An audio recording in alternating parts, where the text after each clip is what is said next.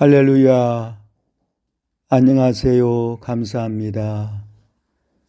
다니엘서의 1335일에 관해서 잠깐 깨달은 바를 선호 은혜로 나누게 되기를 바랍니다.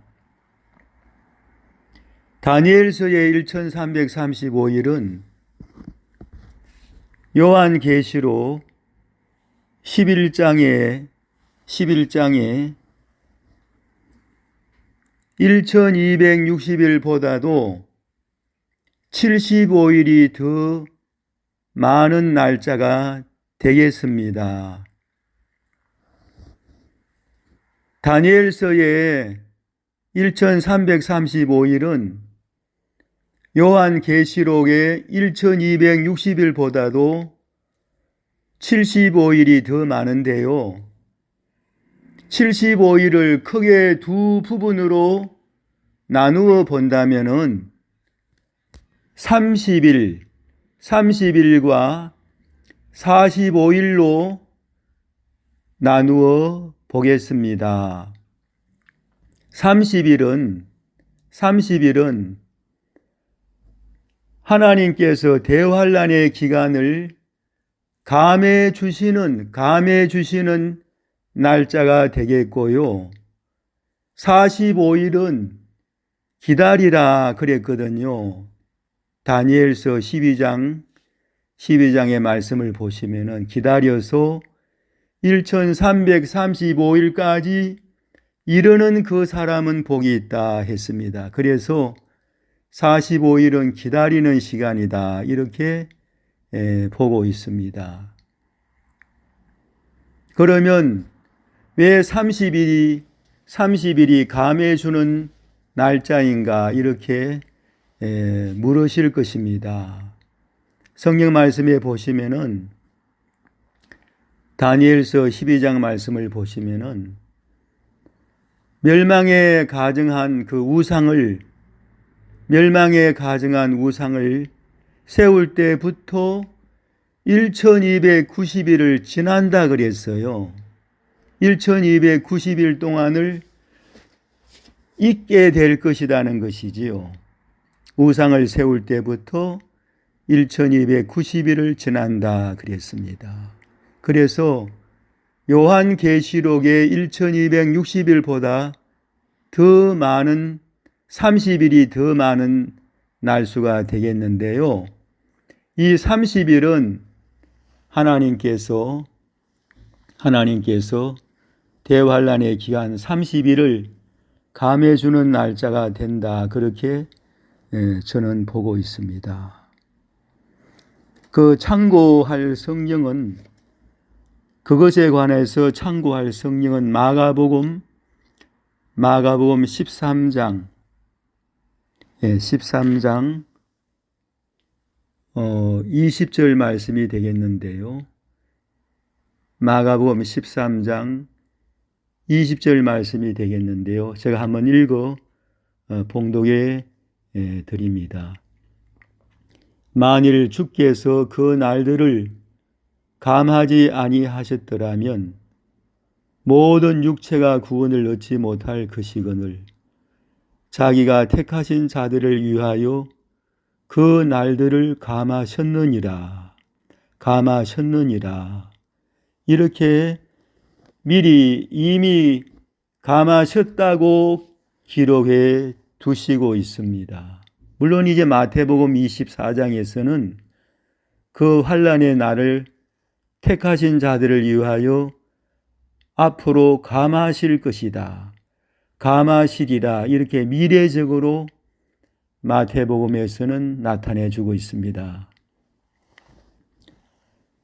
감하셨다는 말씀과 감하시리라는 말씀은 과거와 미래적인 말씀이지만 서로가 동일한 주님의 말씀인 줄로 압니다. 그래서 1335일의 그 30일은 감해 주는 날짜가 되겠고요.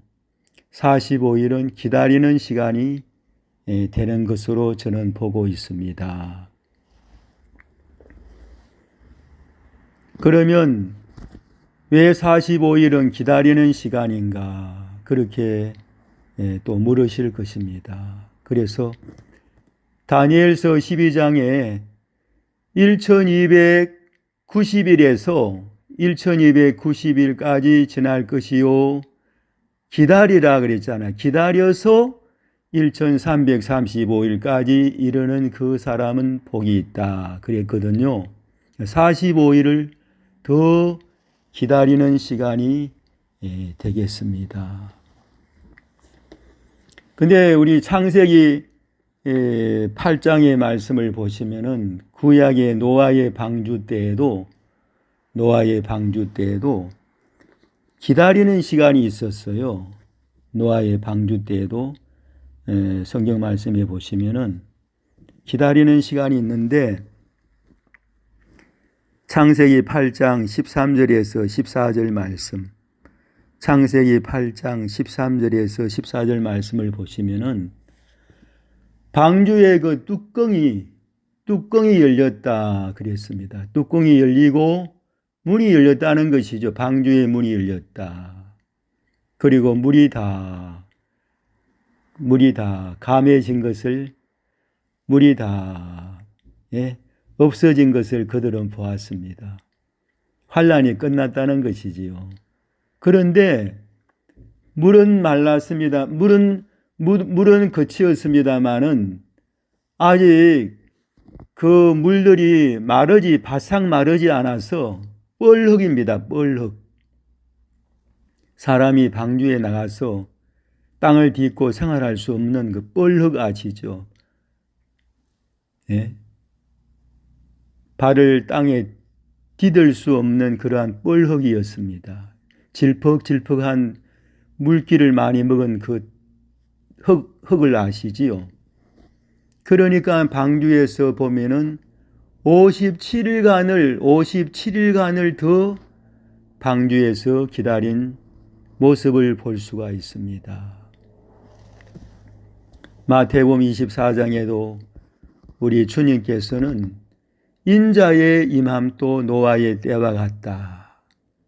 인자의 예수님의 그 임하심도 노아의 때와 같다고 하셨습니다. 노아의 이러한 방주에서 57일간 기다리는 이러한 모습 속에서도 우리는 마지막 때 우리도 기다리는 시간이 있다는 것을 알게 되어집니다. 할렐루야.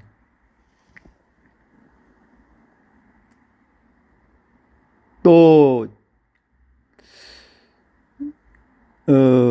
기다리는 시간에 관해서는 다른 성경 말씀 또 몇 군데 있는데요. 그것은 나중 차에 말씀을 드리기로 하고요. 아무쪼록 기다리는 시간이 있다는 것을 염두에 두시기를 바랍니다. 그리고 성경 말씀 계시록 11장 11절에서는 순교한 두 정인은 3일 반 후에 생기가 들어가서 살아나서 구름을 타고 하늘로 올라갔다고 했습니다. 이것은 다니엘서에 기다리는 시간 45일하고도 같은 의미가 있는 것입니다. 계시록의 3일 반은 다니엘서에 기다리는 시간 45일이 되겠습니다.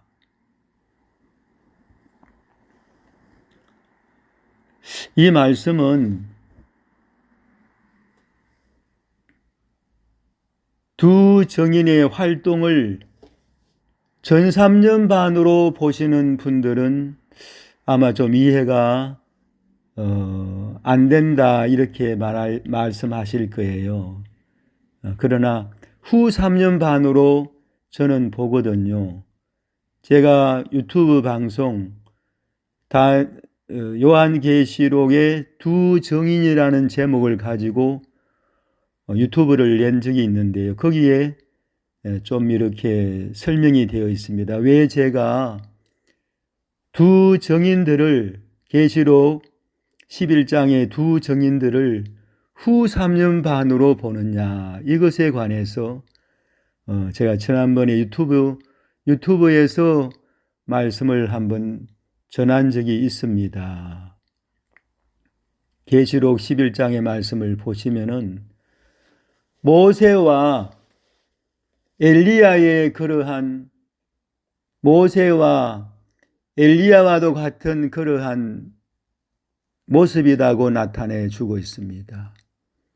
모세와 아론과 엘리야와 엘리사는 우상 세상에서, 그 바벨론 세상에서 그들은 한판 정말로 하나님의 능력으로 싸웠습니다. 그런데 만약에 7년, 마지막 그 7년 절반에 우상이 세워질 때쯤 두 정인들이 순교를 한다면은요, 죽는다면은 우상과 싸울 시간과 틈도 없다는 것이지요. 서로의 짝이 맞지 않는다, 그렇게 보는 것입니다. 우상이 7년의 그 중반기에 우상이 세워질 때를 기준으로 하여서 1260일 동안 그들은 순교의 마음을 가지고 그들은 베옷을 입고 하나님의 말씀을, 심판과 구원의 메시지를 전하게 될 줄로 압니다. 우상과 한판 싸우게 되는 그러한 모습이에요. 요한계시록 12장의 말씀에 보셔도 여자의 남은 자손,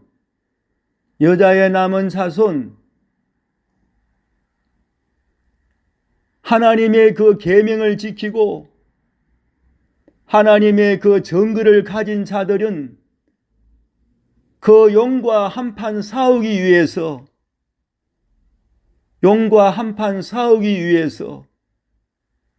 그렇게 있는 모습을 볼 수가 있습니다. 용은 바닷가의 모래가의 모래 위에 서서 하나님의 계명을 지키고 그 정글을 가진 정인들을 말하고 있습니다. 두 정인들. 정글을 가진 그들과 싸우려고 바다 모래 위에 섰더라 그랬어요. 그래서 마지막 때에 1260일의 그 사역을 다 끝내고 끝날 즈음에 그들은 적그리스도에 의해서 순교를 당하지만은요, 이 두 정인들이 후 3년만 맨 마지막에 사건인 것을 우리는 이것을 깨달아 알 때에 성경의 틀을 반듯하게 놓을 수가 있는 것입니다. 두 정인에 관해서는 지난번 유튜브 방송에 조금 설명을 했습니다만은 제가 앞으로도 계속해서 증거하고 설명할 그러한 부분이에요. 오늘 1335일에 관해서도 이 두 정인을 바로 잘 깨닫지 못하면은 제가 오늘 증거하는 말씀을 잘 이해가 어려울 수 있어요. 후 3년 반으로 저는 보고 있는 것입니다. 그리고 요한 계시록의 그 11장 말씀에서 두 정인들이 순교를 하고 3일 반 동안 기다리는 시간이 되겠죠. 3일 반 동안 기다리는 시간이 돼. 다니엘서의 그 45일하고는 날짜는 서로가 다르지만은 영적으로 같은 의미를 가지고 있다. 저는 그렇게 보고 있습니다. 그래서 두 증인들이 요한계시록 11장의 말씀에서 3일 반 후에 생기가 그 몸에 들어가서 두 발로 일어섰다고 했습니다. 죽었던 자들의 부활이 일어난 것이지요. 그리고 구름을 타고 하늘로 올리웠다, 그렇게 나타내 주고 있습니다. 그것은 또 다른 면을 또 이렇게 큰 의미에서 본다면 다른 면을 또 나타내 주고 있는데요. 두 증인들 뿐만이 아니고 세상에 죽었던 모든 자들을 다 부활시키시는 두 증인은 세상의 백성들을, 하나님의 백성들을 대표하고 있는 대표성이 있어요. 죽었던 모든 자들이 큰 하나님의 음성의 소리를 듣고 이리로 올라오라는 하나님의 마지막에 큰 나팔 소리 같은 음성을 듣고 정인들과 함께 죽었던 모든 자들이 그 시에 함께 부활되어지는 장면을 우리가 볼 수가 있습니다. 할렐루야. 그래서 이 두 증인은 마지막 때에 죽었던 모든 하나님의 백성들을 대표하고 있는 대표성이 있다는 것입니다. 그리고 또 중요한 하나의 사실은 두 증인들이 죽고 난 다음에, 순교하고 난 다음에 45일이 지나면은 세상의 마지막 종말이 오게 되는 것으로 저는 그렇게 알고 있습니다. 이 말씀을 받으실 만한 분들은 받으시고 또 연구를 해 보시기를 바랍니다. 할렐루야. 마라나타. 우리 주 예수님 어서 오시옵소서. 감사합니다. 늘 승리하시는 저와 여러분 되시기를 바랍니다. 아멘.